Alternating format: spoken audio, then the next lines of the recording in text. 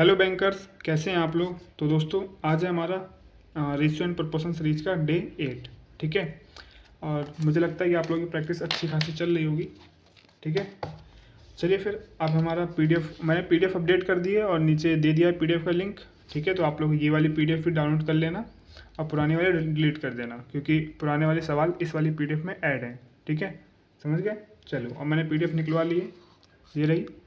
और पहला पेज देख के निराश नहीं होना है, अगला पेज अच्छा है। ठीक है। ये उसने एक डेमो निकाला था तो बड़े वाले प्रिंटर से निकाला, तो इससे बेकार आया। तो मैंने कहा जब निकाल ही दिया तो छोड़ो, एक पेज से काम चला लेंगे, बाकी तुम छोटे वाले प्रिंटर से निकाल दो। ठीक है। पिछली बार से तो बेहतर ही है ये वाला जो मैंने निकलवाया है। ठीक है। चलिए फिर दोस्तों, इस वाले में एडजस्ट कर लेना आप लोग। इसको मैं इंग्लिश में भी दिखा दूँ। इंग्लिश में थोड़ा साफ दिख रहा है, हिंदी वाले में थोड़ी दिक्कत हो रही है ना, मुझे ऐसा लग रहा है। चलो फिर, आप लोग देख लें, विजिबल होना चाहिए बस। तो हमारा पहला पीडीएफ का पेज मैं ले रहा हूँ। ठीक है। चलो, अब पेज थोड़ा साइड में कर देता हूँ। चलिए, मैंने कहा था ना, इस वाले अब जो नीचे के जितने भी क्वेश्चंस हैं ना, सम अदर टाइप्स, यानी कि मतलब इसमें बहुत सारे टाइप्स के हैं, कुछ अलग अलग तरीके से होंगे। तो कुछ ऐसा नहीं है कि मैं आप लोगों को कोई एक पर्टिकुलर नाम बता दूं कि इस टाइप के क्वेश्चंस हैं, ऐसा कुछ नहीं है। तो मैंने इसका नाम दे दिया सम अदर टाइप्स, मतलब कुछ अलग प्रकार के क्वेश्चंस। ठीक है।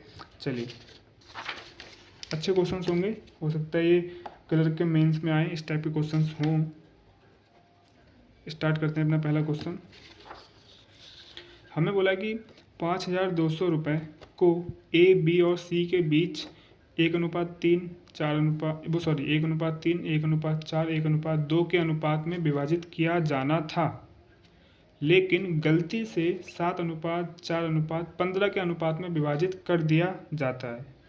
ठीक है। तो सी द्वारा प्राप्त, ये आपको दिख नहीं रहा होगा, सी द्वारा प्राप्त अतिरिक्त राशि क्या है वो बतानी है। ठीक है। क्या कहने का मतलब है इसका, आप लोग पीडीएफ में देख लेना, सही से दिख रहा होगा। ये कह रहा है कि एक अमाउंट है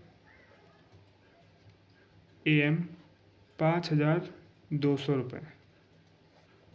ठीक है। और 3 लोग हैं ए बी सी, तीन लोग हैं। अब जो ये अमाउंट है ना, ये इन तीनों में बांटना है। ठीक है। तो इन तीनों में जो ये अमाउंट इन तीनों में बांटना था, वो बांटना था, कितना रेशियो है, 1/3, 1/4, 1/2, 1/3, 1/4, 1/2 के रेशियो में बांटना था। ठीक है। इस अमाउंट को इन तीनों के बीच 1/3, 1/4, 1/2 के रेशियो में बांटना था। तो आगे बढ़ने से पहले सबसे पहले हमें मालूम है कि जब तक हम इसको होल नंबर रेशियो में कन्वर्ट नहीं करेंगे तब तक आगे क्वेश्चन हमारी कैलकुलेशन होगी नहीं। तो आगे क्वेश्चंस पढ़ने से पहले हम इसको सॉल्व कर लेते हैं। ठीक है। इसका एलसीएम लेते हैं। एलसीएम लेना आप लोगों को आता ही होगा, नहीं आता तो मेरी वीडियो जाके देख लेना, मैंने उसमें सिखा रखा है शॉर्टकट तरीके से एलसीएम कैसे लिया जाता है। और बैंकिंग एग्जाम की तैयारी कर रहे हो तो एलसीएम निकालना शॉर्ट तरीके से आना चाहिए, क्योंकि हर जगह यूज होता है। ठीक है। तो इसका एलसीएम आ जाएगा 12। अब 12 एलसीएम आता तो हमें मालूम है क्या करना पड़ता है, इसको इन सब में 12 से गुणा करनी पड़ेगी। नीचे के संख्याओं का, अंकों का जो एलसीएम आया वो आया 12। अब 12 की गुणा इन सब में करनी पड़ती है, तब हम कन्वर्ट कर पाते हैं होल नंबर वाले रेशियो में। ठीक है। इसमें 12 से गुणा करेंगे तो 3 चौक 12, 4 बार में कट जाएगा तो 4 आएगा। इसमें 12 से गुणा करेंगे, 4 तियाँ 12, तो 3 बार में कट जाएगा तो 3 आ जाएगा। इसमें 12 से गुणा करेंगे तो 2 6 12, 6 बार में कट जाएगा तो 6 आएगा। ठीक है। तो इस वाले को भूल जाओ, क्वेश्चन में ये हमें दिया था बस क्वेश्चन को लेंथी बनाने के लिए। ठीक है, ताकि हम इसको ये बना सकें। अब हमने इजी कर लिया। तो अब क्वेश्चन क्या कह रहा है कि 5200 रुपये का अमाउंट ए बी सी में बांटना था और 4:3:6 के अनुपात में बांटना था, लेकिन गलती से ये लोग 7:4:15 में बांट देते हैं। ठीक है। लेकिन गलती से 7:4:15 के अनुपात से बांट देते हैं। समझ में आ गया। तो सी द्वारा प्राप्त अतिरिक्त राशि, यानी कि सी ने जो अधिक पाया, मतलब सी को जितना मिलना था उससे अधिक मिला, तो सी को जो अधिक मिला वो कितना अमाउंट था ये पता लगाना है। ठीक है। समझ में आ गया। चलो, थोड़ी देर के लिए साइड रखो। अब एक बात सोचो कि अच्छा, पहले इनका टोटल रेशियो कितना है ये जोड़ लो। पहले इसका टोटल रेशियो कितना है, 6 3 9, 9 4 12। 15×4 = 19, 1909 26, सॉरी 1907, हाँ 26 ही होगा। अरे सॉरी यार, 6 3 9 4 13, 12 नहीं होता, 13 होता है। ठीक है, तो हमें क्या दिख रहा है यहाँ पे? हमें दिख रहा है कि जितने रेशियो में बांटना था वो था 4:3:6, उसका टोटल है 13। और गलती से जो बांटा गया जिस रेशियो में, वो है 7:4:15, इनका टोटल है 26। ठीक है, अब एक बात सोचने वाली है कि जो 5200 रुपये हैं, ये तुम ए बी सी में किसी भी रेशियो में बांटो, रहेगा तो 5200 ही, बदल तो जाएगा नहीं। ऐसा तो नहीं है कि जैसे कि मैं आपको, आप में से किसी दो को 30 रुपये बांटने थे, अब मैंने एक को 10 दे दिया, एक को 20 दे दिया, या फिर एक को 15 दे दिया, दूसरे को भी 15 दे दिया, या फिर एक को 5 दे दिया, एक को 25 दे दिया, वो रहेंगे तो 30 रुपये ही, बस रेशियो चेंज होता रहेगा। ठीक है, कि किस रेशियो में दिया है, 30 रुपये तो 30 रुपये ही तो रहेंगे, 30 बांटने तो 30 ही बांटने हैं, चाहे भले मैं किसी भी अनुपात में बांटूँ, किसी भी रेशियो में बांटूँ। ठीक है, तो यहाँ पे मुझे जो 5200 बांटने हैं, वो यहाँ पे मैं बांटने थे इस रेशियो में, और बट गए गलती से इस रेशियो में। ठीक है, तो लेकिन जब इनका टोटल जो है वो इस रेशियो में चाहे बांटो चाहे इस रेशियो में बांटो, वो रहेगा 5200 ही, तो इनका रेशियो का टोटल भी बराबर ही होना चाहिए। ठीक है, लॉजिक समझ गए? जब अमाउंट हमारा चाहे इस रेशियो में बांटो चाहे इस रेशियो में बांटो रहेगा 5200 ही, तो इनका टोटल करने पे भी हमारा एक जैसा ही आना चाहिए। जब ऊपर 13 आ रहा है तो नीचे भी 13 आना चाहिए था, अगर नीचे 26 आ रहा है तो ऊपर भी 26 ही आना चाहिए था, यानी कि इनके रेशियो का टोटल बराबर होना चाहिए। तो इसको हम बराबर कर लेते हैं। बराबर क्यों होना चाहिए? क्योंकि भाई अमाउंट आप मतलब किसी भी रेशियो में बांटो, रहेगा अमाउंट जितना था उतना ही। ठीक है, चलो इसीलिए हम इसको बराबर कर रहे हैं। तो 13 को 26 नहीं बना सकते, लेकिन सॉरी 13 को 26 बना सकते हैं, लेकिन 26 को 13 नहीं बना सकते, तो 13 को 26 बना लेते हैं। 13 को 26 बनाने के लिए हमें 2 से गुणा करनी पड़ेगी, तो जब 2 से गुणा इधर करेंगे तो हमें इस पूरे में गुणा करनी पड़ेगी 2 से। ठीक है, तो गुणा करने के बाद ये नया रेशियो क्या बन जाएगा, 4 दूनी 8, 3 दूनी 6, 6 दूनी 12। ठीक है, और ये तो 26 का 26 ही रहेगा, तो ये इसमें हमें कुछ करा नहीं, तो इसको ऐसे ही नीचे उतार लो। ये आपको समझाने के लिए मैं डबल उतार रहा हूँ, मैंने उतारने की जरूरत नहीं है, आप यहीं पे लिख सकते हो आराम से। ठीक है, जब आप खुद प्रैक्टिस करोगे तो यहाँ पे आराम से लिख लेना। ठीक है, पीछे जो वॉइस आ रही है उसे इग्नोर कर देना। 4 15, अब इसका भी टोटल 26 हो गया, अब सही है। ठीक है, अब इसमें जो राशि बांटनी थी और इसमें जो राशि बांटनी थी वो बराबर बटेगी, रेशियो भी इनका बराबर है। ठीक है, अब हमें निकालना क्या है, अब हमें पता है कि जो इसका टोटल और जो हमें दे रखा है टोटल वो बराबर होगा। ठीक है, तो 26 रेशियो 5200 के बराबर होगा। ये चीज़ तो मैं शुरू से सिखाता चला आ रहा हूँ। इन तीनों को चाहे इस रेशियो में बांटो चाहे इस रेशियो में बांटो, बांटना 5200 ही है, और दोनों का चाहे इस रेशियो में बांटो तब भी 26 रेशियो है टोटल, इस रेशियो में बांटो तब भी 26 रेशियो है टोटल, तो चाहे इस 26 का रेशियो का सॉरी इस 26 रेशियो के बराबर 5200 हो जाएगा। ठीक है, दोनों 26 दूनी 52 होता है, 200 हो जाएगा, एक रेशियो के बराबर 200 के बराबर हो जाएगी। 6 6 12 का 2 2 2 4 5, सही है 200 ही होता है, तो एक रेशियो की वैल्यू 200 हो जाएगी। अब हमसे पूछा है कि सी ने कितना एक्स्ट्रा पाया, सी को कितना एक्स्ट्रा मिला। ठीक है, तो सी को मिलना चाहिए था 12, क्योंकि बांटना तो इस रेशियो में था, यही वाला रेशियो तो यहाँ पे उठ के आया है, ये वाला रेशियो यहाँ पर उठ के आया है। ठीक है, इस रेशियो में बांटना था हम लोगों को, तो एक्चुअल में सी को 12 रेशियो मिलना चाहिए था, लेकिन मिला 15। तो कितने रेशियो ज़्यादा मिले, 3 रेशियो से ज़्यादा मिले, और 3 रेशियो की वैल्यू कितनी हो जाएगी, एक रेशियो की वैल्यू 200 है, तो 3 रेशियो की वैल्यू 200 गुणे 3, यानी कि 600 रुपये एक्स्ट्रा मिला सी को। ठीक है, मुझे उम्मीद है कि समझ में आएगा ये टाइप आपको। 600 रुपये सेकेंड ऑप्शन, 64 क्वेश्चन खत्म।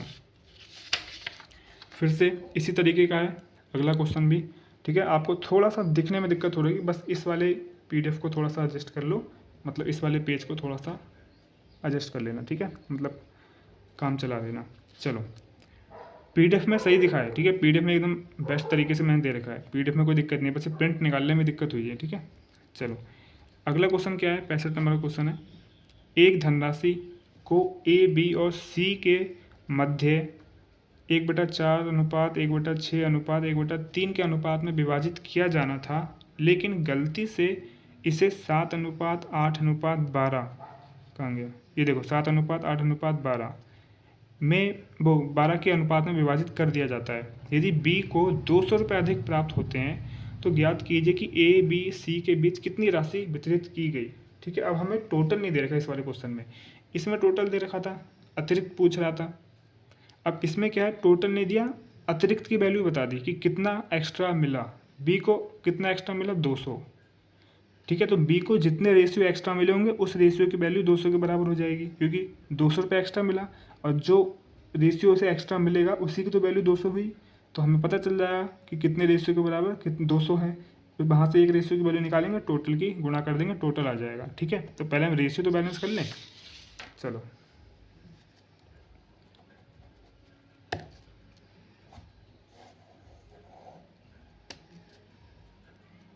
ए बी सी को एक राशि थी, अमाउंट था, वो कितना था हमें नहीं पता, जो हमें निकालना है इस अमाउंट को ए बी सी में बांटा गया किस रेशियो में, सॉरी, इस अमाउंट को ए बी सी में बांटा जाना था किस रेशियो में, 1:4, 1:6, 1:3, 1:4 कह रहा हूँ मैं, 1/4 अनुपात 1/6 अनुपात 1/3 इस रेशियो में बांटा जाना था। अब आगे बढ़ने से पहले इसको सॉल्व कर लेते हैं। ठीक है, इसका भी एलसीएम 12 ही आएगा। तो जब 12 आएगा तो इसको इसमें भी 12 से गुणा करनी है, इसमें भी 12 से गुणा करनी है, इसमें भी 12 से गुणा करनी है। इसमें जब 12 से गुणा करेंगे तो 4 3 12, तो 3 आएगा। इसमें जब 12 से गुणा करेंगे तो 6 दूनी 12, 2 आएगा। इसमें जब 12 से गुणा करेंगे तो 3 चौक 12, 4 आएगा। अब इसको भूल जाओ। ठीक है, सवाल में बस हमें क्वेश्चन में एक स्टेप बढ़ाने के लिए दे रखा था। वो डायरेक्ट ये भी दे सकते थे लेकिन नहीं दिया, क्वेश्चन को थोड़ा सा टफ बनाना था, क्योंकि बच्चे इसे देख कर डर जाते हैं कि अब इसका क्या करें। लेकिन हमने तो शुरू से सीखते आ रहे हैं कि जब भी ऐसा आए तो सिंपल बना लो उसे, ख़त्म कहानी। ठीक है, हम लोगों के लिए ईजी हो गया है। जो शुरू से जुड़ के आ रहे हैं उन्हें मुझे मालूम है कि कोई दिक्कत नहीं हो रही होगी। ठीक है, और कोई बच्चा अगर नए पहले दिन इस सीरीज से जुड़ा है इस वीडियो से, तो प्लीज़ रिक्वेस्ट करता हूँ कि पहले दिन की वीडियो ही देखो आप लोग, पहले दिन से लेके लास्ट डे तक देखते चले आओ, तभी मज़ा आएगा, समझ में आएगा। ठीक है, चलिए, तो क्या कहना है, ए बी सी में कुछ अमाउंट था, क्या था हमें नहीं पता, वो निकालना है। ये अमाउंट इस रेशियो में बांटा जाना था, लेकिन गलती से 7:8:12 के रेशियो में बांट देते हैं। 7:8:12 के रेशियो में बांट देते हैं। ठीक है, दिख रहा है? ठीक है, तो इस रेशियो में बांटा जाना था इस अमाउंट को, और ये अमाउंट कितना नहीं पता, ये हमें निकालना है। इस अमाउंट को इस रेशियो में बांटा जाना था, लेकिन गलती से इस रेशियो में बांट दिया। तो अब हमें आगे बढ़ना है। अब हमें एक चीज़ बस बोली गई है कि बी को 200 रुपये एक्स्ट्रा मिलते हैं, तो ज्ञात कीजिए ए बी सी के बीच कितनी राशि वितरित की गई, यानी कि टोटल बताना है। ठीक है, पहले रेशियो बराबर कर लो। जब ये अमाउंट यहाँ पे बांटा जाए चाहे यहाँ पे बांटा जाए, रहेगा तो इतना ही जितना है ना, कितना है वो नहीं पता, लेकिन जितना भी होगा यहाँ पर बांटो, बात तो एक ही है कि बांटा तो इन्हीं तीनों में जा रहा है, रहेगा तो उतना ही। तो रेशियो का टोटल भी बराबर होना चाहिए। 4 2 8 3 सॉरी 4 2 6 3 9, 12 8 20 7 27। ठीक है, 9 को 27 बना सकते हैं, 27 को 9 नहीं बना सकते। ठीक है, तो 9 को 27 बनाने के लिए 3 से गुणा करनी पड़ेगी, 9 3 27। तो गुणा करने के बाद 3 3 9, 3 दूनी 6, 3 चौक 12, टोटल 27। अब ये वाला ऐसे उतार दो कि इसमें कोई बदलाव नहीं किया गया। 7 8 12, ये भी 27। ठीक है, अब एक चीज़ तो पता चल गई होगी कि 27 रेशियो की वैल्यू ही हमें निकालनी है, जो कि ये है, क्योंकि 27 टोटल है। एक रेशियो की वैल्यू पता चल जाएगी, 27 से गुणा कर दो, आंसर आ जाएगा। ठीक है, अब हमें क्या दे रखा है, हमें दे रखा है कि बी के पास 200 रुपये एक्स्ट्रा मिले, बी को 200 रुपये एक्स्ट्रा मिले, तो बी को कितने रेशियो एक्स्ट्रा मिले, ये भी तो हम पता लगा लेंगे। देखो, सी को 12 मिलने थे, 12 ही मिले, कोई बात नहीं। बी को 6 मिलने चाहिए थे लेकिन 8 मिल गए, और ए को 9 मिलने चाहिए थे, 7 मिल गए, यानी कि 2 घट गए। तो हमें बी के बारे में बात करी है क्वेश्चन में कि बी को 200 रुपये एक्स्ट्रा मिले, तो यहाँ पे हमें दिख रहा है साफ साफ कि 6 रेशियो मिलने चाहिए थे, तो 8 मिले, यानी कि 2 रेशियो एक्स्ट्रा मिले। तो 2 रेशियो की वैल्यू ही तो वो 200 रुपये बता रहा है। बी को 200 रुपये एक्स्ट्रा मिले और रेशियो के हिसाब से 2 रेशियो एक्स्ट्रा मिले, तो 2 रेशियो बराबर 200, 1 रेशियो बराबर 100 रुपये। तो जब 1 रेशियो बराबर 100 रुपये और टोटल रेशियो 27 और 27 रेशियो की वैल्यू कितनी हो जाएगी 2700 रुपये, यानी कि जो अमाउंट था ये 2700 था। ठीक है, यही हमें निकालना था, 2700 रुपये हमारा आंसर हो गया। इन तीनों के भी 2700 रुपये बांटे जाने थे। ठीक है, समझ में आ गया? मुझे नहीं लगता कोई दिक्कत आई होगी, बहुत प्यार से समझाने की कोशिश की है। 2700 सेकेंड ऑप्शन। ठीक है, अब ये पेज ख़त्म। 66 नंबर का क्वेश्चन करेंगे। इसमें क्या कह रहा है, the income ratio of A B and C is 4:5:7, expenditure ratio is 5:4:6 respectively. If A saves 25% of his income, but C save rate 6,800, then find the saving of B.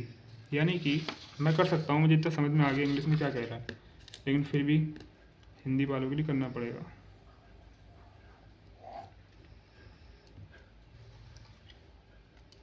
चलो, इसमें कह रहा है the income of ratio, income का ratio दे रखा हम लोगों को, ए बी सी 3 लोग हैं जिनकी इनकम का रेशियो कितना दे रखा है 4:5:7, 4:5:7, एंड एक्सपेंडिचर रेशियो दे रखा है 5:4:6,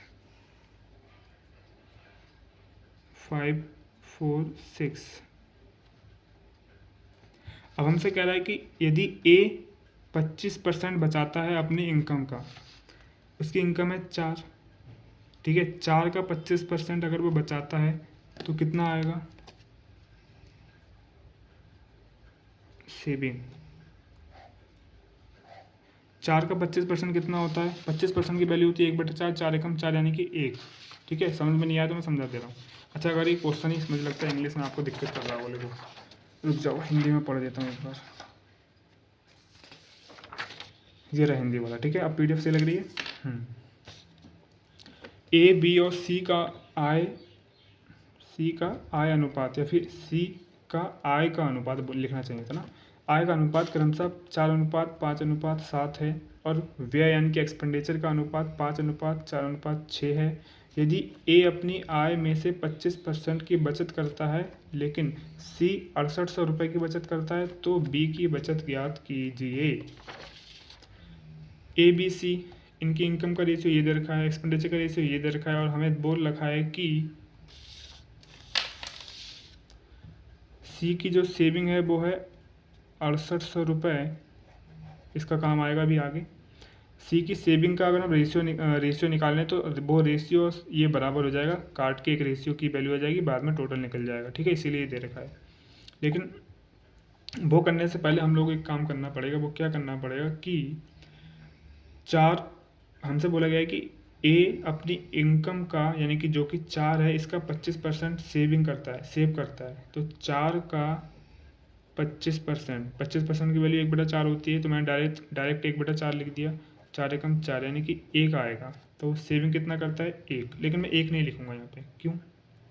1 अगर लिख दूंगा तो मुझे कैसे मिलेगी, कोई वैल्यू मुझे कैसे मिलेगी, कैसे रेशियो निकालूंगा। मान लो यहाँ पे 1 लिख दिया, अब मैं इसमें क्या करूँ कि मैं रेशियो निकालूँ, कुछ नहीं कर पाऊँगा मैं। जब मेरे को कुछ दूसरी ऐसी चीज़ दी ही नहीं है जिससे मैं टोटल निकाल के कुछ करके एक रेशियो की वैल्यू निकालूँ, तो मुझे समझ में नहीं आ रहा मैं क्या करूँ। लेकिन अगर इनकम को x की फॉर्म में मान लूँ, एक्सपेंडिचर को y की फॉर्म में मान लूँ, तब मैं कुछ कर सकता हूँ। मान लो इनकम को मैं अगर x की फॉर्म में मान लूँ 4x, 5x, 7x, एक्सपेंडिचर को y की फॉर्म में मान लूँ 5y, 4y, 6y, तब मेरे से वो कह रहा है कि ए अपनी इनकम का यानी कि 4x का 25%, 4x का 25%, 4 एकम 4 आ जाएगा x, यानी कि 4x का 25% x। एक आया था, मैंने x मान लिया तो x आ गया। ठीक है, अब यहाँ पे कुछ वैल्यू नहीं दे रखी है, लेकिन यहाँ पे जो रेशियो आएगा इसकी वैल्यू दे रखी है 6800 रुपये। जो भी सेविंग का रेशियो आएगा 6800 रुपये, क्योंकि हमें रुपए में दे दी ना। सी की जो सेविंग है वो 6800 रुपये है, लेकिन हम तो यहाँ पे रेशियो में अभी काम कर रहे हैं, तो यहाँ पे रेशियो पता होना चाहिए। तो इस रेशियो को पता लगाना है। कैसे पता लगाएंगे? मुझे मालूम है कि इनकम बराबर होता है एक्सपेंडिचर प्लस सेविंग। ए का इनकम कितना है 4x, एक्सपेंडिचर कितना है 5/, सेविंग कितनी है x, इस x को इधर ले जाओ 3x, 5/, x, y को इधर ले जाओ, इधर गुणे में था इधर बटे में आ जाएगा, 3 को इधर ले जाओ, इधर गुणे में था इधर बटे में आ जाएगा। इनका मान मुझे मिल गया। इतना सा काम करना था, बस इतना सा दिमाग लगाना था, कुछ नहीं करना। मैंने ये काम क्यों करा, क्योंकि मुझे कुछ और रास्ता ही नहीं मिला, इसीलिए मैंने ये काम करना पड़ा, x और y मानना पड़ा। ठीक है, समझ गए? चलो, x बराबर 5, y बराबर 3, यहाँ पर 5, यहाँ पर 5, यहाँ पे 5, गुणा कर दो, यहाँ पे 3, यहाँ पे 3, यहाँ पे 3, गुणा कर दो, तो नया रेशियो क्या बन जाएगा। यहाँ पे मैं लिख सकता हूँ लेकिन गंदा लगेगा देखने में, तो थोड़ा साइड में लिखता हूँ। ठीक है, मान लेता हूँ थोड़ा, नहीं इसके बगल में लिखता हूँ, समझ में नहीं आएगा। ABC इनकम का चल रहा है, 5 से गुणा करेंगे 4 पंजे 20, 5 पंजे 25, 7 पंजे 35। यहाँ पे 3 से करना है क्योंकि y का मान 3 है, 5 तिया 15, 4 तिया 12, 6 तिया 18। सेविंग आ जाएगी, इसकी सेविंग कितनी थी, x का मान कितना है 5, 20 में से 15 गया, 5 बचा, सही है। 20 कमाया, 15 खर्च कर दिया, 5 बचा।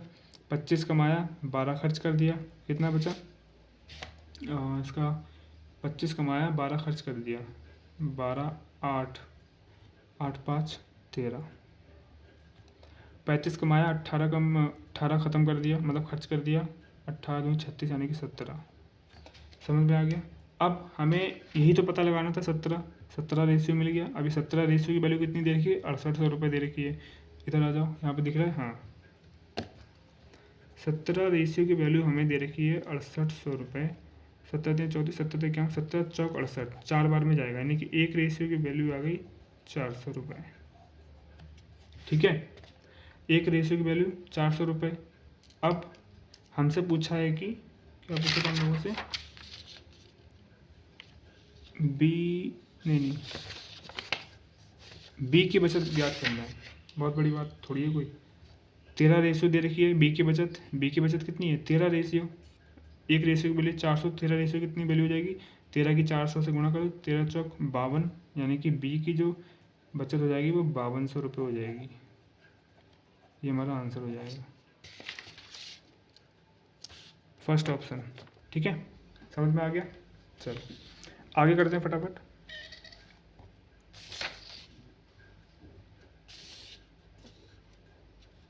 चलिए, नेक्स्ट क्वेश्चन में हम लोगों से पूछा है कि 67 ABC के व्यय का अनुपात 4:9:5 है। यदि A, B और C क्रमशः अपनी आय में से 20%, 25% और 16.66% की बचत करते हैं, इन तीनों की फ्रैक्शन वैल्यू आप लोगों को पता होनी चाहिए। अगर नहीं पता है तो मैंने इसके ऊपर भी वीडियो बना रखा है, मेरे यूट्यूब चैनल पे जाओ, वहाँ पे एक टैब, अगर एक ऑप्शन मिलेगा आप लोगों को प्लेलिस्ट में जाओ, प्लेलिस्ट में एक प्लेलिस्ट होगी बेसिक मैथ सीरीज, उसमें मैंने पहली या दूसरी वीडियो फ्रैक्शन टू नहीं परसेंटेज टू फ्रैक्शन बना रखी है, या फिर फ्रैक्शन टू परसेंटेज इस नाम से होगी। ठीक है, देख लेना, उसमें सब बता रखा है मैंने, याद करने का तरीका ये बता रखा, शॉर्टकट तरीका, देख लेना आप लोग। यदि A, B और C की कुल आय 4600 है तो B और C की आय का अंतर ज्ञात करना है। ठीक है, सिंपल है, थोड़ा सा बस ये जो परसेंटेज में दिया है ये थोड़ा सा कैलकुलेशन बढ़ा देगा और कुछ नहीं। ABC 3 दे रखे हैं, इनके जो एक्सपेंडिचर का यहाँ पे लिखा है व्यय यानी एक्सपेंडिचर का अनुपात 4:9:5 है, 4:9:5। यदि A, B और C क्रमशः अपनी आय में से 20%, 25% और 16.66% की बचत करते हैं तो सेविंग A कितना करता है 25, A करता है 20%, 20% की वैल्यू होती है 1/5। B करता है 25%, 25% की वैल्यू होती है 1/4। और C करता है 16.66, इसकी वैल्यू होती है 1/6। ठीक है, तो अब बात आती है इनकम की। मैं चाहूँ तो इसको नॉर्मल फॉर्म में बना सकता हूँ। ठीक है, इसको मैं इनका एलसीएम लेके नॉर्मल फॉर्म में बना सकता हूँ, लेकिन ऐसे मुझे ईजी लग रहा है। कैसे ईजी लग रहा है अभी करके दिखा रहा हूँ। देखो 1/5 का मतलब है 5 का एक हिस्सा, ठीक है। टोटल 5 था, उसका एक हिस्सा। सेविंग कितनी कर रहा है? टोटल 5 था, उसका एक हिस्सा। 1/4 का मतलब है टोटल 4 था, उसका एक हिस्सा। 1/6 का मतलब है टोटल 6 था और उसका एक हिस्सा।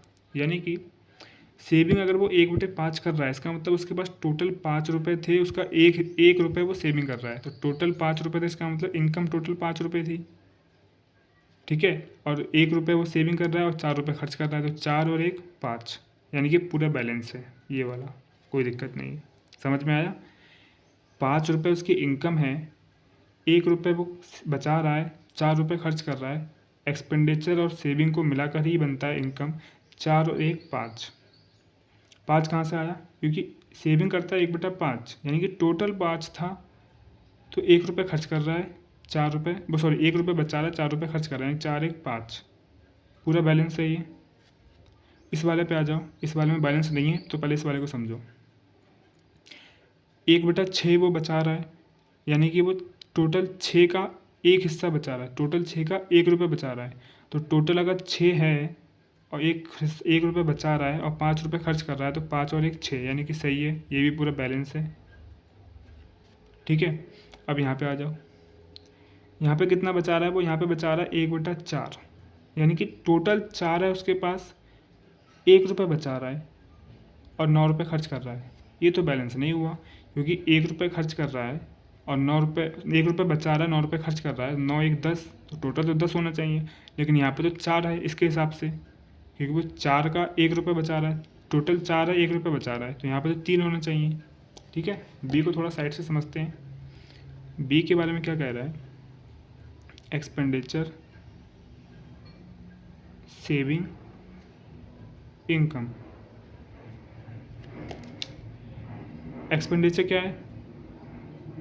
9, सेविंग 1/4 और इनकम तो हमें बतानी है, ठीक है। सेविंग कर रहा है वो 1/4, यानी कि 4 टोटल था,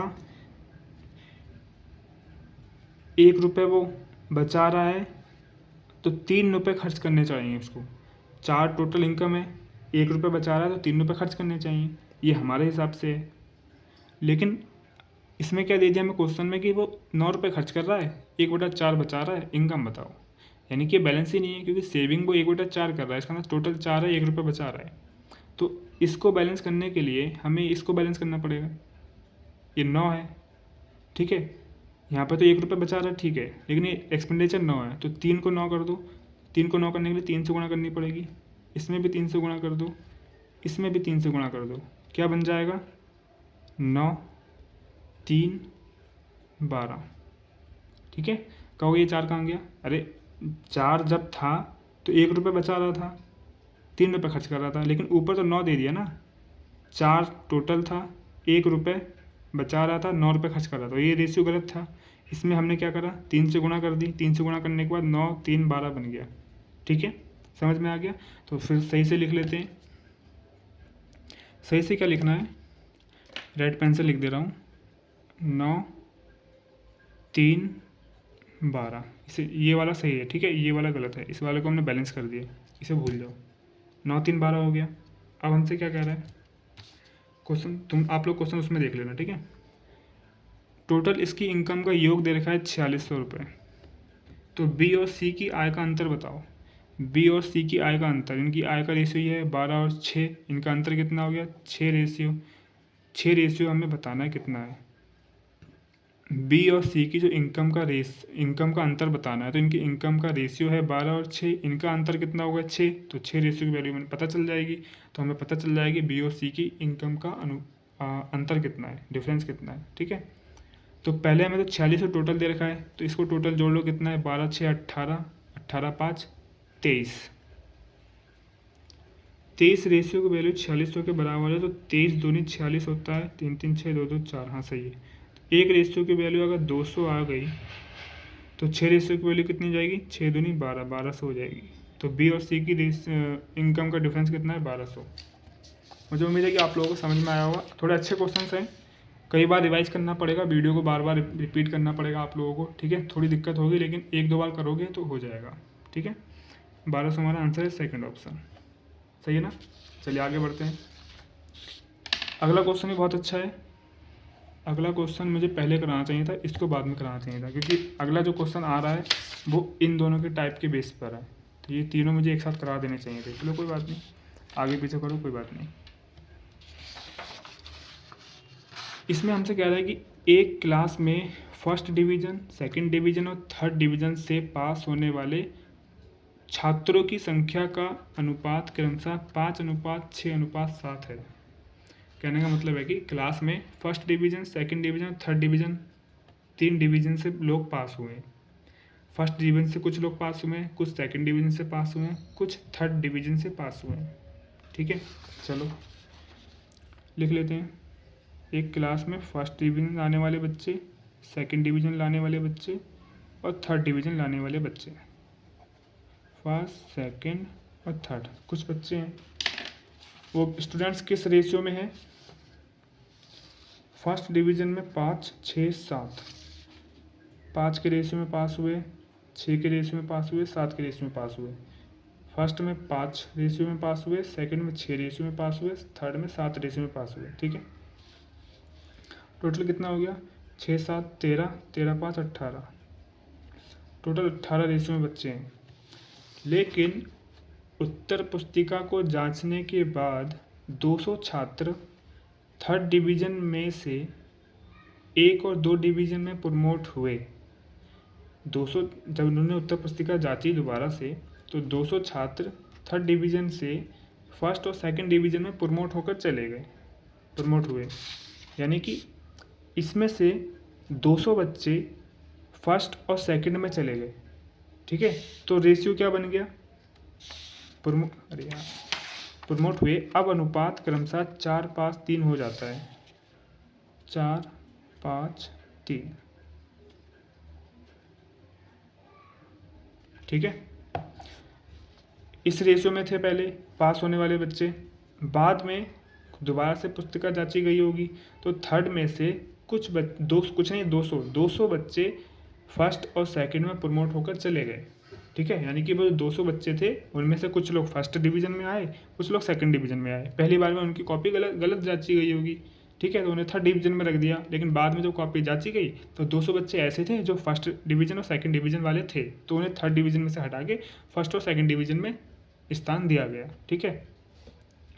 तो कुल छात्रों की संख्या ज्ञात करनी है, ठीक है।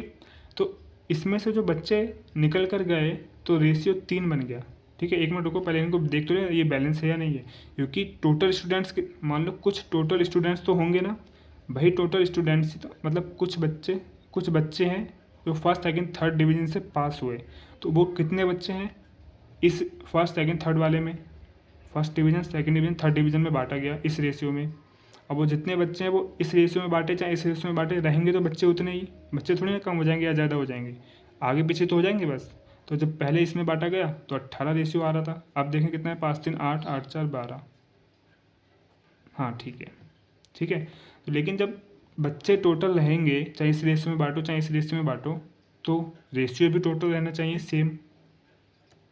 18 को 12 नहीं बना सकते, 12 को 18 नहीं बना सकते, लेकिन इन दोनों को कोई ऐसा नंबर बना सकते हैं जो दोनों सेम बन जाए। तो 18 को हम 36 बना देंगे, 12 को 36 बना देंगे। इसमें 2 से गुणा करने पर 36 बन जाएगा, इसमें 12 से 3 से गुणा करने पर 36 बन जाएगा, ठीक है। तो इस 2 से गुणा करें तो पूरे में 2 से गुणा कर दो। 5 दूनी 10, 6 दूनी 12, 7 दूनी 14, कितना हो गया? 36। 3 से गुणा हो गई 4 तियाँ 12, 5 तियाँ 15, 3 तियाँ 9। ऊपर वाले रेशियो को भूल जाओ, हमने बैलेंस करने के बाद ये आया, ठीक है। अगर हमें टोटल पता होता 36 के बराबर में रख देते 36 रेशियो बराबर टोटल, लेकिन हमें टोटल निकालना है। टोटल निकालने का मतलब हमें 36 रेशियो की वैल्यू ही तो निकालनी है। कितनी है पता नहीं, आइए पता चलेगा। लेकिन अब हमें यहाँ पे एक क्लू दे रखा है इन लोगों ने कि सी में से कुछ नहीं 200, सी में से 200 छात्र फर्स्ट और सेकंड डिवीज़न में चले गए, यानी कि इसमें से निकल कर चले गए 200 छात्र। तो निकलने के बाद 9 रेशियो हो गया, तो इनका जो डिफरेंस था बच्चों का वो है 200। लेकिन रेशियो में कितना डिफरेंस है, निकलने के बाद कितने बचे 9, 9 और 14 का रेशियो कितना है, डिफरेंस कितना है 9, 5, यानी कि 5 रेशियो की वैल्यू ही ये 200 रुपये बताई गई थी, 200 स्टूडेंट बताई गई थी, 5 चौक 20, यानी कि एक रेशियो की वैल्यू 40 स्टूडेंट बराबर हो गई। ठीक है, तो जब एक रेशियो की वैल्यू 40 है तो 36 रेशियो की वैल्यू 40, वो 36 रेशियो की वैल्यू कितनी हो जाएगी, 36 की 40 से गुणा कर दो, 36 दूनी 72 और 72 का 2 गुना 144, यानी कि 144 जीरो 1440। ठीक है, यही हमारे टोटल स्टूडेंट्स थे। समझ में आ गया 1440 कहाँ से आया, एक रेशियो की वैल्यू 40 है तो 36 रेशियो की वैल्यू 40 गुना 36 कर दो, आ जाएगा 144 जीरो। टोटल स्टूडेंट्स कितने हो गए। ठीक है, अब आपसे पूछे, टोटल ना पूछ के ये पूछता कि थर्ड डिवीज़न में से जो 200 स्टूडेंट्स फर्स्ट और सेकंड में गए, तो ये बताओ फर्स्ट डिवीज़न में कितने गए और सेकंड डिवीज़न में कितने गए। वो 200 जो स्टूडेंट्स गए वो फर्स्ट डिवीज़न में, उन 200 में से फर्स्ट में कितने गए और सेकंड में कितने गए, तो आराम से बता देंगे।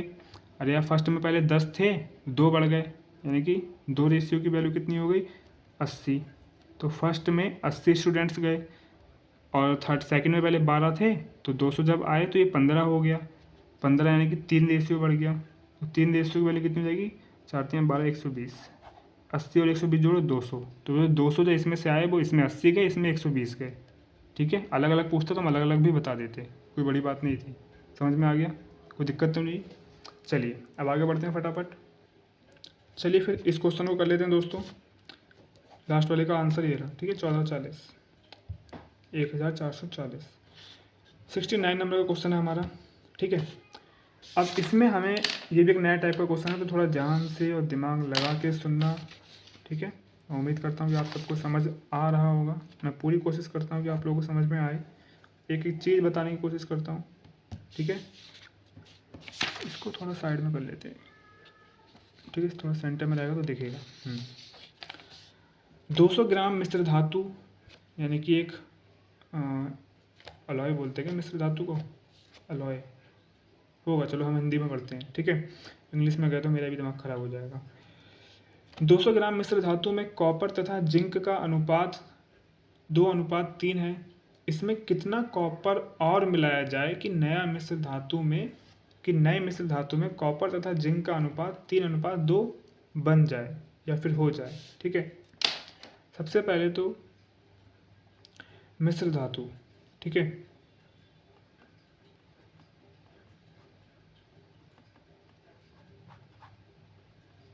बहुत गंदा लिखा है क्या बात, चलो छोड़ो। मिश्र धातु है, इसमें क्या क्या है, कॉपर और जिंक है, शायद सी और जेड एन से ही रिप्रेजेंट करते हैं।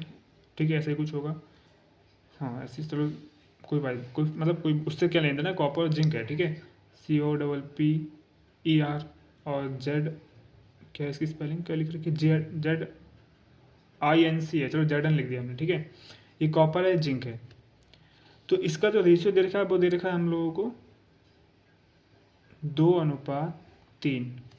ठीक है, अब कितना कॉपर इसमें मिला दिया जाए, यानी कि एक मिश्र धातु तो ये, एक मिश्रण तो ये है जिसमें कॉपर और जिंक है, जिसका रेशियो 2:3 दे रखा है। ठीक है, और ये जो मिश्र धातु है ये है 200 ग्राम। ठीक है, 200 ग्राम का है ये, पता नहीं क्यों गंदा गंदा क्यों लिख रहा है, मज़ा नहीं आ रहा है, मेरे को अच्छा नहीं लग रहा है, छोड़ो, शुरू से बता रहा हूँ।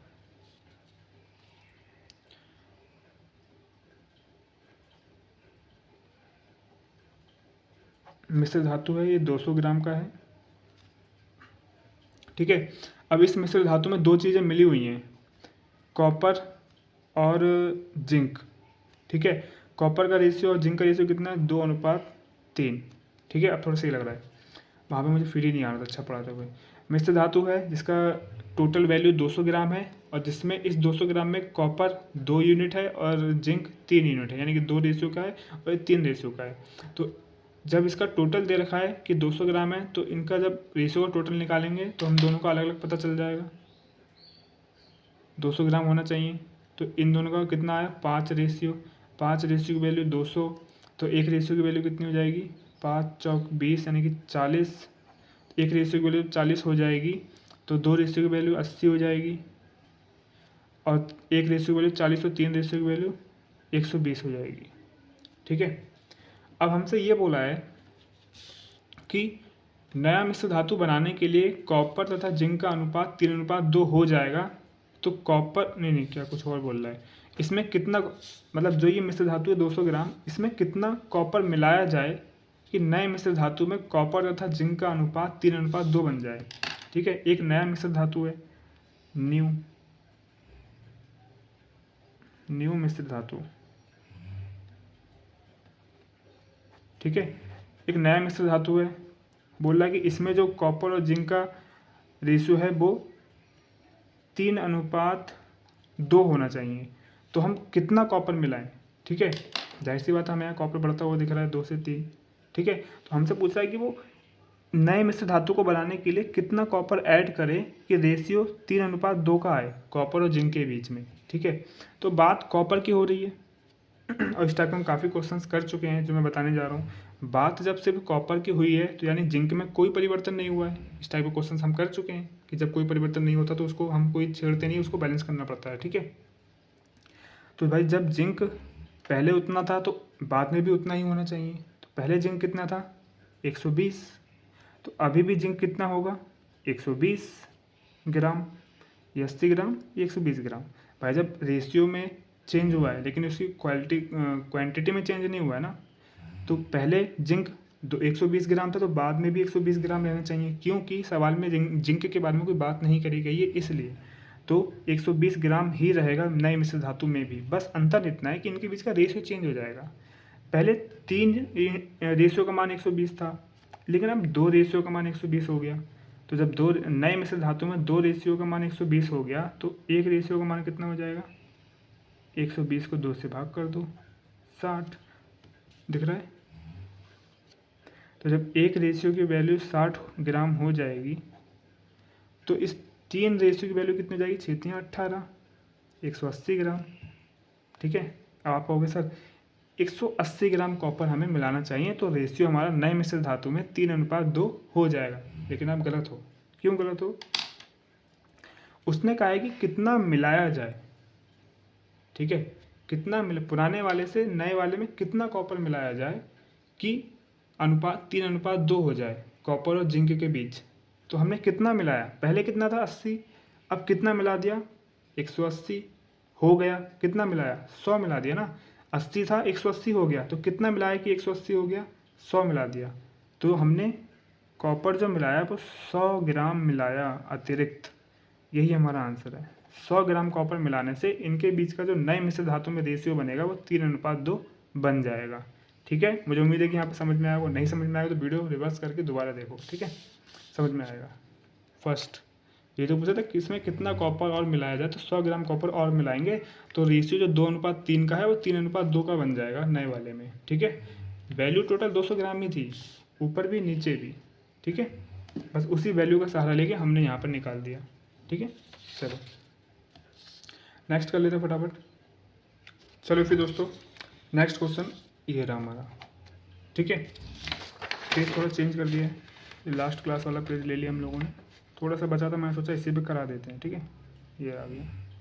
चलो क्वेश्चन क्या कह रहा है हमारा, ए और बी में क्रमशः 7:2 और 7:11 के अनुपात में सोने और तांबे के 2 मिश्र धातु हैं। यानी कि 2 मिश्र धातु हैं ए और बी, और इन ए और बी में जो मिश्र धातु हैं उनमें सोना और तांबे का रेशियो दे रखा है। ए में सोने का रेशियो 7, तांबे का रेशियो 2, बी में सोने का रेशियो 7, तांबे का रेशियो 11।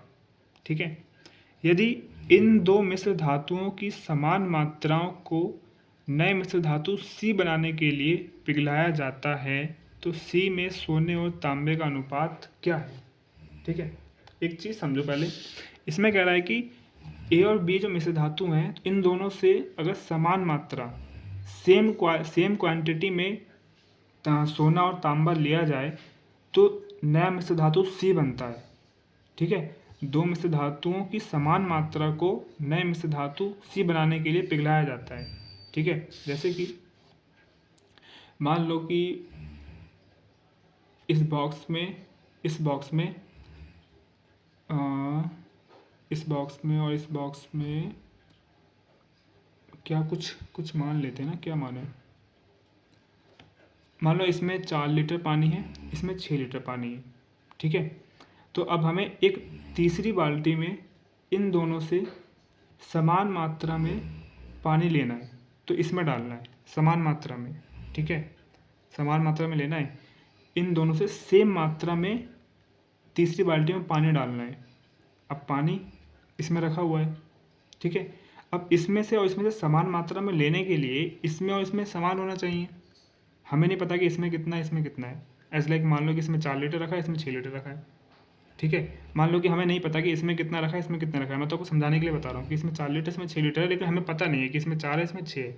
हमसे बोलता है कि इन दोनों में से समान मात्रा में पानी डालो और इसको भर दो।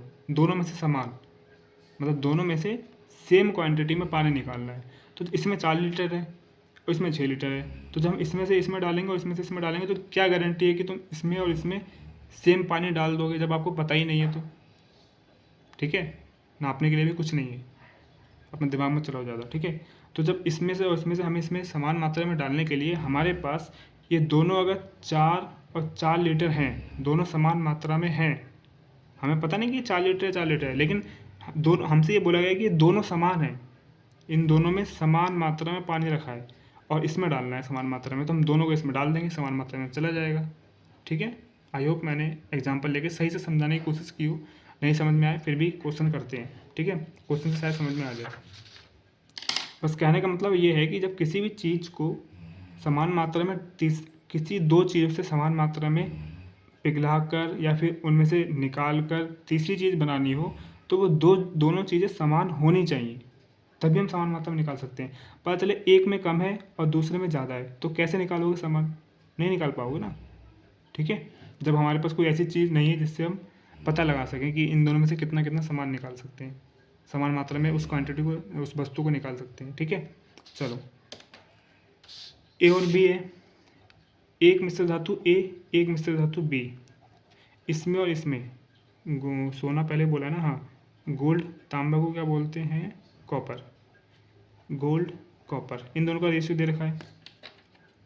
ए का रेशियो 7:2 का सवाल में दे रखा है, ए का रेशियो 7:2, बी का 7:11, 7:11, ठीक है।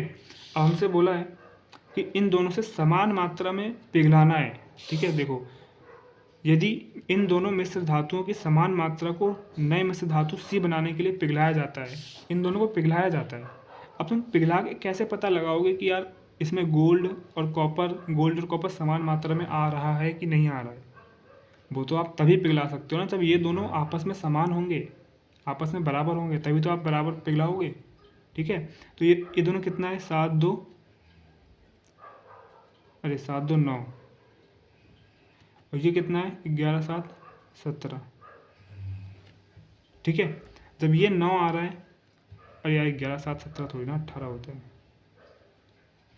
ठीक है। इसको जोड़ने पर 9 आ रहा है, इसको जोड़ने पर 18 आ रहा है, ठीक है। तो ये दोनों आपस में ही समान नहीं है, तो इनका समान हिस्सा हम कैसे पिघलाएंगे। पता चले ये 9 है, 9 का आधा हमने ले लिया, इसका भी आधा ले लिया। आप कहोगे सर दोनों में से आधा आधा ले लो, समान समान हो गया। अरे आधा आधा ले लिया, उस आधे में गोल्ड कितना गया, कॉपर कितना गया, और इसके आधे में गोल्ड कितना गया, कॉपर कितना गया, ये कैसे पता चलेगा। ये तो पहले से ही कम है, तो इसका गोल्ड और कॉपर कम होगा। ये ज़्यादा है तो इसका गोल्ड और कॉपर ज़्यादा होगा। लेकिन हमसे बोला है कि समान मात्रा में लेके जाना है, सेम क्वांटिटी में लेके जाना है। सेम क्वांटिटी में तभी जाएगा जब ये दोनों बराबर होंगे, तो दोनों की मात्रा गोल्ड और कॉपर की बराबर होगी, ठीक है। तो इसको बराबर करने के लिए इसमें हम 2 से गुणा कर देंगे, तो ये भी 18 हो जाएगा, ये भी 18 हो जाएगा, तब ये दोनों समान हो जाएंगे, ठीक है। यानी बैलेंस करना है। इसमें अगर 2 से गुणा करते हैं तो ये 18 हो जाएगा, तो इसमें भी करनी पड़ेगी, 7 दूनी 14, इसमें भी कर दो 2 दूनी 4। अब सही है, फिर से लिखने की जरूरत नहीं है, लेकिन लिख दे रहा हूँ। ये भी 18 हो गया, ये भी 18 हो गया। अब दोनों में से तुम समान ले लोगे, ठीक है। अब दोनों में से जब लोगे तो समान मात्रा में जाएगा ही, क्योंकि दोनों सेम है, सेम हमने बैलेंस कर दिया, ठीक है। चलो, तो अब एक नया मिश्र धातु बनता है, वो बनता है सी। अब उस सी में गोल्ड और कॉपर, ठीक है। तो समान मात्रा में जाने के लिए उस सी में गोल्ड और कॉपर हमें मिलाना है। तो इसमें गोल्ड कितना है, 14, इसमें गोल्ड कितना है, 7। इन दोनों को मिला लो, 14 और 7 21, कॉपर ले लो अब, इसमें कॉपर कितना है 4, इसमें कॉपर कितना है 11, एक हो गया 15। भाई दोनों का हमने ले लिया गोल्ड, दोनों का ले लिया कॉपर। अब दोनों समान मात्रा में ही आएगा क्योंकि दोनों को हमने टोटल बैलेंस कर दिया है। ठीक है, एक मिनट। हाँ तो हम लोग कहाँ पे थे दोस्तों, इसका दोनों का हमने टोटल बराबर कर लिया तो सेम क्वांटिटी ले ली, तो इसका गोल्ड मिला के एक नया मिश्र धातु बनेगा जो कि जिसका नाम सी है। तो इसका गोल्ड मिलाया 11 और 7 बना 21, सॉरी 14 और 7 21, और कॉपर 4 11 15। ठीक है, अब इसी का हमें रेशियो बताना था कि जो नया मिश्र धातु मिला इन दोनों को पिघलाकर सेम मात्रा में बनाया जाएगा, उसमें गोल्ड और कॉपर का रेशियो क्या रहेगा। ठीक है, इसे काट दो, 3 7 21, 3 5 15, 7:5 का रेशियो रहेगा गोल्ड और कॉपर का तीसरे मिश्र धातु में, 7:5 फर्स्ट ऑप्शन है। ठीक है, चलिए फिर नेक्स्ट करते हैं। चलिए दोस्तों नेक्स्ट क्वेश्चन कर लेते हैं अपना 71 नंबर क्वेश्चन। ठीक है, इसी की तरह ये वाला भी।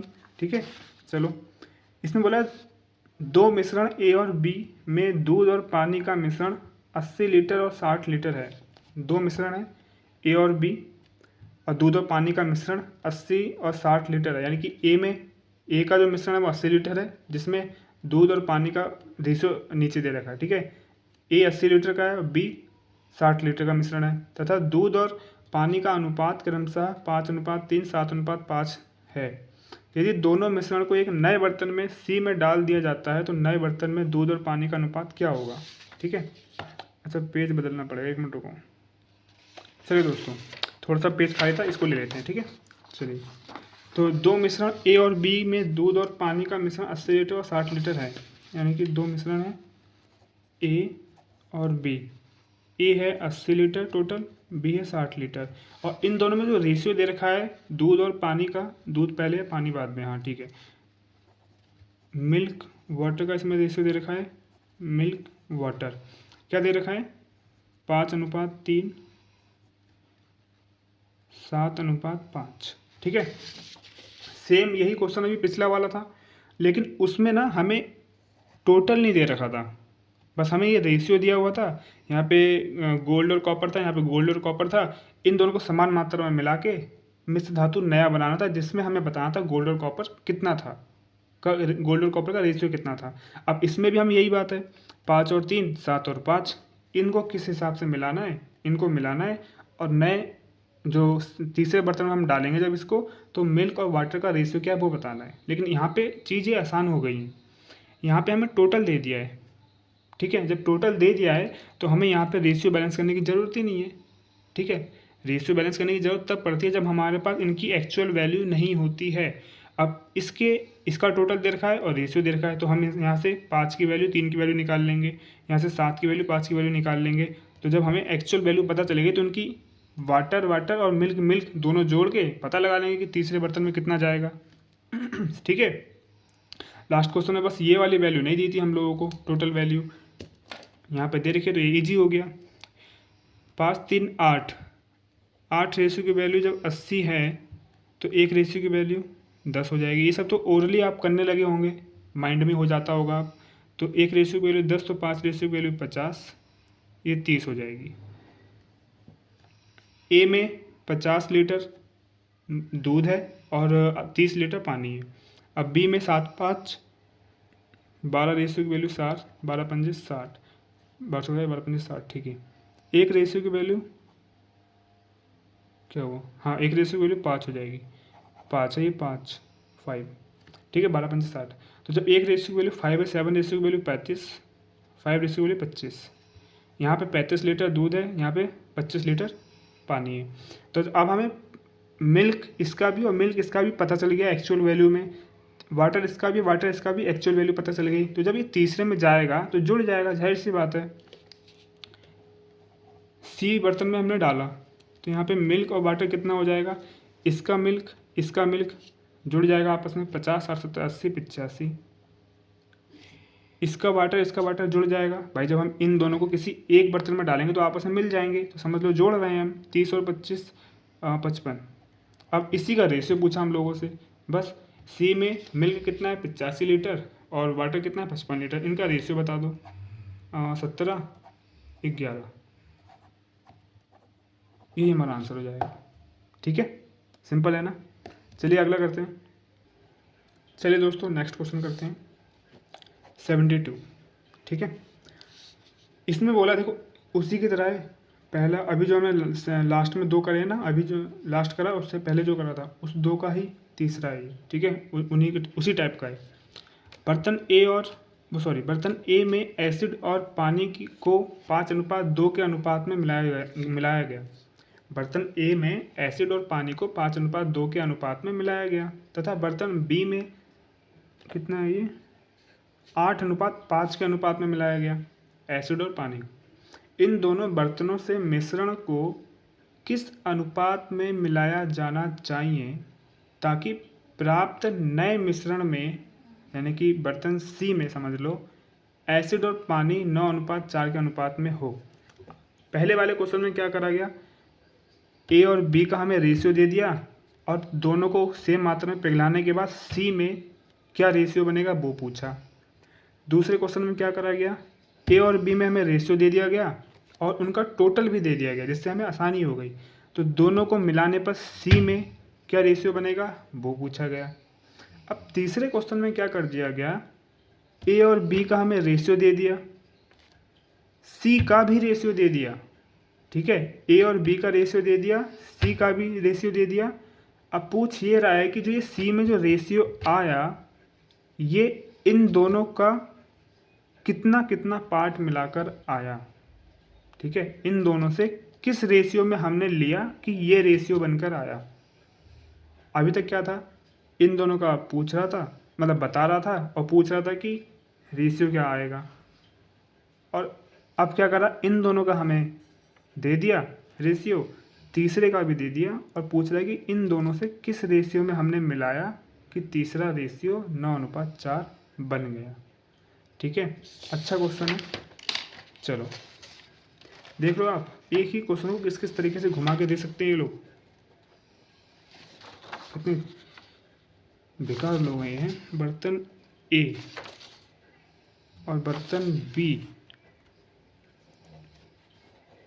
बर्तन ए और बर्तन बी में 2 चीज़ें हैं, एसिड और पानी, एसिड और वाटर, एसिड और वाटर।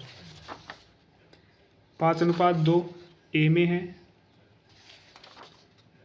8:5 बी में है। ठीक है, अब बर्तन सी में एसिड और वाटर का रेशियो 9:4 है। हर बार हमें निकालना पड़ता था यही चीज़, इन दोनों से ये निकालना था। ठीक है, अगर आप इन दोनों को सॉल्व करोगे पहले वाले क्वेश्चन की तरह, ठीक है, जो मैंने अभी सेकंड लास्ट कराया, 2 रेशियो दिए थे, इन दोनों को बैलेंस करके किस किस मात्रा में आएगा, 9:4 ही आएगा। इन दोनों को सॉल्व करके देखो इतना ही आएगा। अब उन लोगों ने ये दे दिया, ये भी दे दिया, अब हमसे पूछा कि इन दोनों से किस मात्रा में लिया गया कि ये आया। ठीक है, चलो अच्छा क्वेश्चन है ये, कितना इतना इतना इतना। ठीक है, चलो इसे साइड में करते हैं। अब एक चीज़ देखो, हम एक काम कर सकते हैं, हमें रेशियो दे रखा है ना इन दोनों का, इसका एसिड और इसका एसिड टोटल 9 बना जाके, इसका वाटर जाके टोटल 4 बना। ठीक है, इन दोनों का एसिड का टोटल का रेशियो दे रखा है 9, इन दोनों के वाटर का टोटल का रेशियो दे रखा है 4। टोटल दे रखा है, इन दोनों को मिला के एसिड और वाटर का टोटल रेशियो है 9:4। तो हम एक काम करते हैं, इसको x मान लेते हैं क्योंकि ये अलग रेशियो है, इसको y मान लेते हैं क्योंकि ये अलग रेशियो है। ऐसा नहीं है कि एसिड को x मान लिया और वाटर को y मान लिया, नहीं, ए में अलग है तो उसे x मानो, बी में अलग है उसे y मानो। ठीक है, ये सब प्रैक्टिस से आ जाता है हल्के हल्के। इस टाइप के और भी क्वेश्चंस करोगे तो आपको पता चलेगा कि हाँ कहाँ पे हमें क्या करना है। अब जैसे ये मैं 3 क्वेश्चन करा दिया, अब इस 3 तरीके के कभी भी क्वेश्चन आपको मिलेंगे तो आप समझ जाओगे कहाँ पर क्या करना है, सोचना ही नहीं पड़ेगा। तो इस क्वेश्चन को, इन तीनों क्वेश्चन को आप कई बार रिपीट करोगे तभी तो आपके दिमाग में बना रहेगा। दिमाग में बना रहना ज़रूरी है ना कि आपने किस तरीके से सॉल्व किया था और अब क्वेश्चन आया तो मैं किस तरीके से सॉल्व करूँगा। ठीक है, तो प्रैक्टिस से होगा, कोई दूसरा उपचार नहीं है। ठीक है, तो एक चीज़ सोचो, क्या सोचना है हमें, इसका टोटल कितना हुआ, 5 2 7। ठीक है, 7x, और ये कितना हुआ 8 5 13। नहीं 8×5 13 को कितना हुआ, हाँ 8×5 13 सही है, 13 बाई, यानी कि इसका टोटल हो गया 7x, इसका टोटल हो गया 13 बाई। अब इस जो इसका टोटल और इसका टोटल, इन दोनों के टोटल में से जो यही तो रेशियो में निकालना है, मतलब समझ पा रहे हो आप मैं क्या कहना चाह रहा हूँ, इसका टोटल और इसका टोटल, अब यही दोनों तो लेके हमने ये बनाया, तो इन दोनों का रेशियो क्या है, इन दोनों का रेशियो, यानी कि इन दोनों का हमें निकालना पड़ेगा, यानी कि 7x और 13y की हमें एक्चुअल वैल्यू निकालनी पड़ेगी, उसी को हम सॉल्व कर लेंगे, रेशियो आ जाएगा। तो उस रेशियो में हमने मिलाया, तब जाके 9:4 टोटल रेशियो आया। ठीक है, समझ में आया। तो हमें यहाँ पे एसिड का टोटल रेशियो 9 दे रखा है, वाटर का टोटल रेशियो 4 दे रखा है। तो यहाँ से हम एसिड और एसिड उठाएंगे तो टोटल हो जाएगा, तो ये इसका टोटल 9 के बराबर हो जाएगा, और यहाँ से वाटर उठाएंगे तो इसका टोटल 4 के बराबर हो जाएगा, क्योंकि इसका वाटर का टोटल रेशियो 4 दे रखा है, एसिड का टोटल रेशियो 9 दे रखा है। ठीक है, इन दोनों को मिलाकर ही तो ये आया, इन दोनों को मिलाकर ही तो ये आया। अभी सेकंड क्वेश्चन में हमने क्या करा, इसकी और इसकी एक्चुअल वैल्यू पता थी, इसकी और इसकी एक्चुअल वैल्यू पता थी, तो इन दोनों को जोड़ के यहाँ लिख दिया था, इन दोनों को जोड़ के यहाँ लिख दिया था, और काट दिया था, रेशियो आ गया था। लेकिन यहाँ पर हमें रेशियो दिया है, एक्चुअल वैल्यू नहीं पता हमें। ठीक है, इसका टोटल 7x है, इसका टोटल 13y है। अगर मैं x और y की वैल्यू निकाल लूँ तो इसका टोटल पता चल जाएगा, इसका टोटल पता चल जाएगा। समझ में आया है ना। लास्ट क्वेश्चन में हमें टोटल दे रखा था, तो हमने इन दोनों की वैल्यू निकाल ली, इन दोनों की वैल्यू निकाल ली, एसिड एसिड जोड़ लेते, वाटर जोड़ लेते, रेशियो आ जाता। समझ पा रहे हो। थोड़ा वीडियो को रिवर्स करके दोबारा से उन दोनों क्वेश्चन को भी देख के आओ, तब थोड़ा समझ में आएगा। ठीक है, चलो एसिड एसिड जोड़ लो, यहाँ पे जोड़ लेते हैं, इसको छोड़ दो, ये तो यहाँ पे लिख दिया 7x और 13y। 5x ये एसिड है, 5x प्लस 8y बटे वाटर कितना है 2x प्लस 5y। अभी किसके बराबर है, एसिड का टोटल रेशियो कितना है भाई, ए और बी में से जोड़ लिया, ए और बी का एसिड जोड़ लिया, ए और बी का वाटर जोड़ लिया, तो इन दोनों का जोड़ के कितना आया था, 9 और 4 का अनुपात आया था। ठीक है, अब इसकी गुणा इसमें कर दो, 5 चौक 20 x, 8 चौक 32y, 9 दूनी 18x, 9 पंजे 45y। ठीक है, 18x इधर ले आओ और 32 उधर ले जाओ, x इधर आ जाएगा तो ये 2x, और 32 जाके माइनस हो जाएगा, तो 45y में से 32y घटाएंगे तो कितना आएगा 8×5 13y। ठीक है, अचर पद इधर ले आओ, x बटे y हो जाएगा बराबर 13 बटे इधर चला जाएगा 2, x का मान 13, y का मान 2, तो ये 7x की वैल्यू कितनी हो गई, a का टोटल b का टोटल 7x और 13y। ठीक है, x कितना हो गया 13 की गुणा जब 7 से करेंगे 13 7 91, 13y की गुणा 2 से कर दो, 13 दूनी 26। ठीक है, अब इसी के इनके बीच का ही रेशियो निकालना है हम लोगों को, तो 13 7 91, 13 दूनी 26, यानी कि हमने 7:2 में इन दोनों को मिलाया, तब जाके नया रेशियो बनकर आया। यही हमारा आंसर हो जाएगा। मुझे लगता है कि थोड़ा कम समझ में आया होगा, आप लोग कनेक्ट नहीं कर पा रहे हो कि मैं क्या कहना चाह रहा हूँ, है ना। लास्ट के 2 क्वेश्चंस को सही से पढ़ना, उसके बाद इसको समझने की कोशिश, थोड़ा दिमाग पर जोर डालना। ठीक है, तब समझ में आएगा। ठीक है, तो मुझे लगता है कि 12 मिनट हो गए, और लास्ट बार टेक कितने का था, 50 का आसपास का था, यानी कि 1 घंटे से ज़्यादा हो गया। चलो फिर आज की वीडियो को यहीं समाप्त करते हैं। ठीक है, और अभी और भी क्वेश्चन हैं, बहुत हैं, मैंने 100+ बोला है तो 100+ कराऊंगा ही कराऊंगा। ठीक है, चलिए फिर मिलते हैं किसी नेक्स्ट वीडियो में दोस्तों, और इस वीडियो को शेयर कर दिया करो, रिस्पांस कुछ खास नहीं मिल रहा है। ठीक है, इस सीरीज पर तो मतलब मोटिवेशन नहीं आ रहा बनाने का। ठीक है, जब शुरुआत में क्या था कि हाँ अच्छा रिस्पांस आएगा तो मैं बना रहा था मस्त अच्छे तरीके से, अच्छे मन से। अब थोड़ा मोटिवेशन नहीं आ रहा है कि इतनी मेहनत कर रहे हैं, रिस्पांस अच्छा मिल नहीं रहा है, मज़ा नहीं आ रहा है, लेकिन फिर भी मैं तो कराऊंगा ही यार, क्योंकि हमारा तो उद्देश्य क्या है कि बेस्ट कंटेंट प्रोवाइड करवाना, और फ्री में। ठीक है, चलिए फिर दोस्तों मिलते हैं किसी नेक्स्ट वीडियो में, तब तक के लिए thank you so much, bye bye, Tata.